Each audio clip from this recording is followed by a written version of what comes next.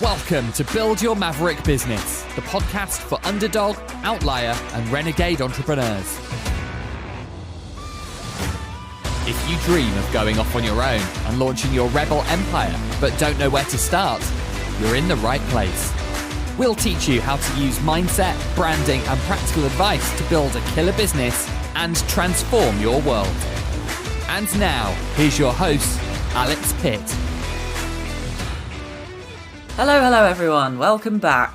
Welcome back to part 2 of this two-part episode in which I tell you about my enormous career pivot. Before I do, however, I just need to slip this in here that we went to go and see Poor Things the other day, and not enough people that I know have seen it for me to be able to talk to them about it. But what a batshit insane film. I loved every second of it. It's so fucking weird. It's so beautiful. It made me laugh out loud so many times. Little bit of advice on that. Don't go and see it with your mum. It is very raunchy, a lot of shagging. I think the part of the film that spoke to me the most, this is not a spoiler, it's more of just like a general, this is what happens throughout the entire film. I really enjoyed how one woman can destroy so many people by just not doing what she's told or what's expected of her and questioning her place in society. People really do not like when women do that, do they? Yeah, thoroughly enjoyed that film. Cannot recommend it enough. Anyway, we're getting back into my story. It felt very, very wrong to stop halfway through, so back on it. So last week I told you all about how Strange came to be born in the first place, how I discovered my mission, my why, and how for a little while it seemed like I was really on the right track. I was doing what I was supposed to do, until I realised where I'd gone wrong. And where I'd gone wrong was that I'd created a business model that could only serve people with big budgets. That was not what my mission was. It was to serve the underdogs, the outliers, and the renegades to carve out their place in the world. These fellas with the big bank accounts, they didn't need that from me. They needed me to sit down and get on with it.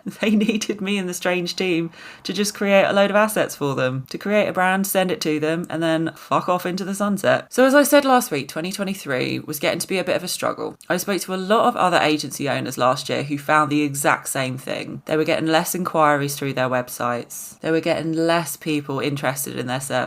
And while they were keeping things ticking over, it was all getting a little bit daunting. Now, I'm pleased to say that a lot of those business owners are absolutely fine. They're still ticking over because that business was their passion. They made it work. I, however, about midway through the year, was starting to feel the strain more and more. With every networking event I went to, with every business development task, I just felt a little bit off. Wasn't loving it, wasn't enjoying it. And that black cloud was starting to come back over my little head. So we had one particular client at the time. Really sweet, really lovely chaps. Very sweet, very nice to work with. No complaints about them as founders at all. So we created a brand for them. The team did what they always do, brought a lot of love and passion to it, created a brand that was very fit for this client for what they were doing. We then moved on to creating some assets for them to take that business forward. Pitch decks, websites, etc. They were trying to get some investment to get the business to the next level. So we created loads of things. We did all the work that we needed to do. And I jumped on a call with the client to have a little catch up, to check how everything was going, having sent all of this work over to review. And it was the pitch deck in particular that this client wanted to talk to me about that day. Had a little chit chat, caught up, and he said,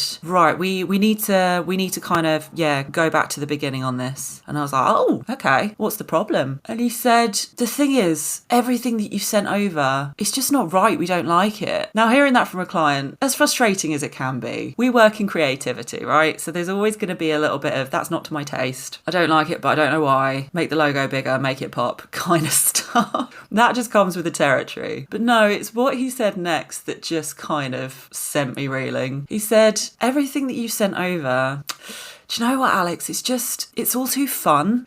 It's all too fun. We're going for investment. Like, this is going to be in front of investors. Can you just strip it all back and make it a lot more corporate? When I say that my soul fell out of my arse, that is exactly how it felt. That call was only about 20 minutes long, and this part of the call happened about 7 or 8 minutes in. And I feel like the rest of it was the longest happiest few minutes of my life because I just thought, oh yeah, there it is. This is over. I just can't. I can't. This isn't what I was supposed to be doing. This isn't what I set out to do. This isn't helping the people that I'm supposed to be helping. This is not what I was put on God's green fucking earth to do. Make it more corporate. Make it less fun. Beige it up for the old farts in suits, please, Al. Holy fucking shit, had I gone wrong somewhere along the line. I knew more than ever in that moment that what I needed to do was to lift up the people who had dreams, who had ideas, who had a whole load of creativity and passion, but not much in the way of business savvy. I wanted to reframe the entire entrepreneurial space in little bite-sized pieces for those people, so they would believe that it was possible for them to get to the level where they could hire an agency, where they could spend 5 figures on their branding. Do you know what? I am so not mad that I ran Strange for all those years, because if I could build a business that I loved, then I could show other people how to do it. I could show them how to build something that they were really proud of without following the rules. I still wanted to show people how to embrace their authentic selves, how to let that personality shine through and build their own maverick business. But I just realised in that moment that Strange was the vehicle for getting to where I really wanted to be. It wasn't the place I wanted to be. And that was absolutely fine. Now I got off that call, I walked out, I said to Joe, I think I've made a decision. This is what's just happened. And like my hands were shaking. I felt so nervous about it. I was like, oh my fucking God, am I doing this? He, being an absolute angel sweetheart, was like, absolutely, sounds brilliant. I know you're going to be able to do it. And I needed to hear that because I was fucking terrified. But for the second time in my many years of self-employment, I took a huge leap of faith. I pivoted in my career. I parted ways with everything I'd built up until that point, and I made the decision to shut my agency down. Now, it was terrifying, but it was very exciting. There was a really intense emotional impact that decision had on me. As soon as I'd said those words out loud, I knew to my very core that it was the right thing to do, no matter how scary it was. So what am I doing now, I hear you ask? Well, my loves, Build Your Maverick Business is now a business in its own right. I'm creating a Maverick Academy filled with information, resources, and activities to help even complete beginners build their own little rebel empire. I have found myself right back at the start.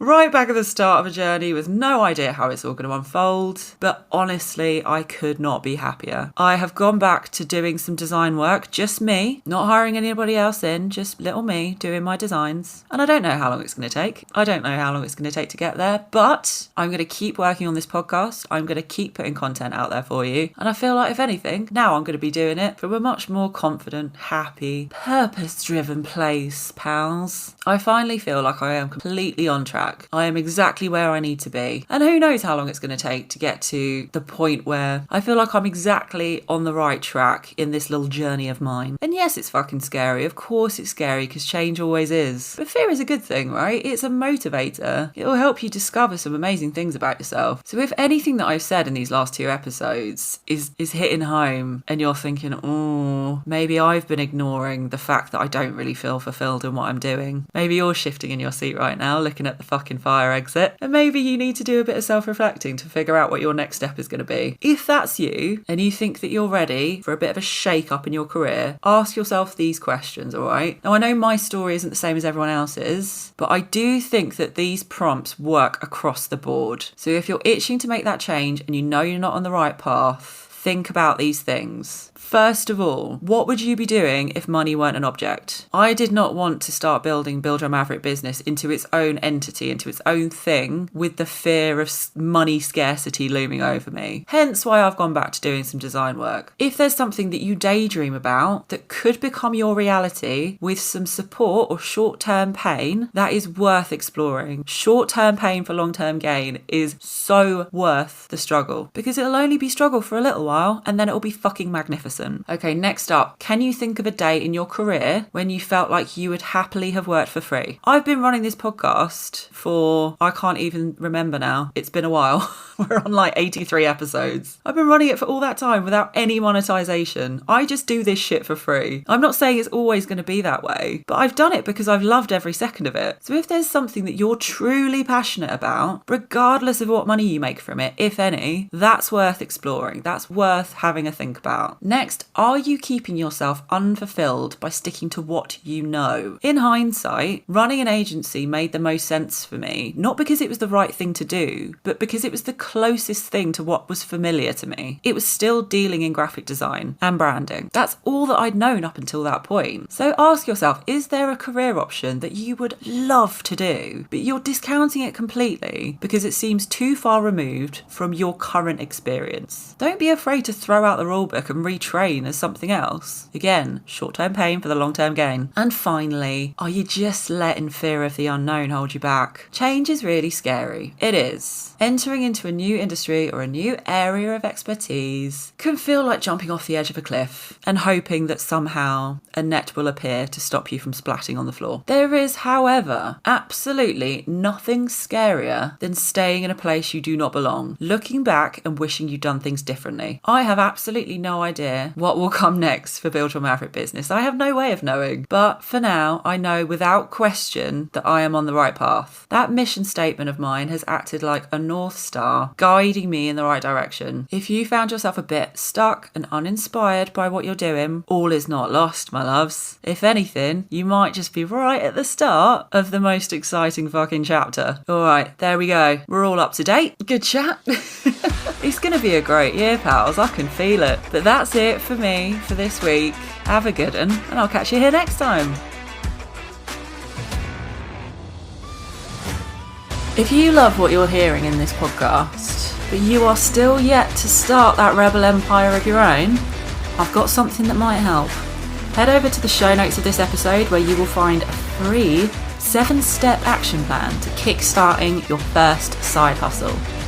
It's got pretty pictures, it's got activities. What more could you want, my loves? Get it downloaded, try it out, let me know how you get on.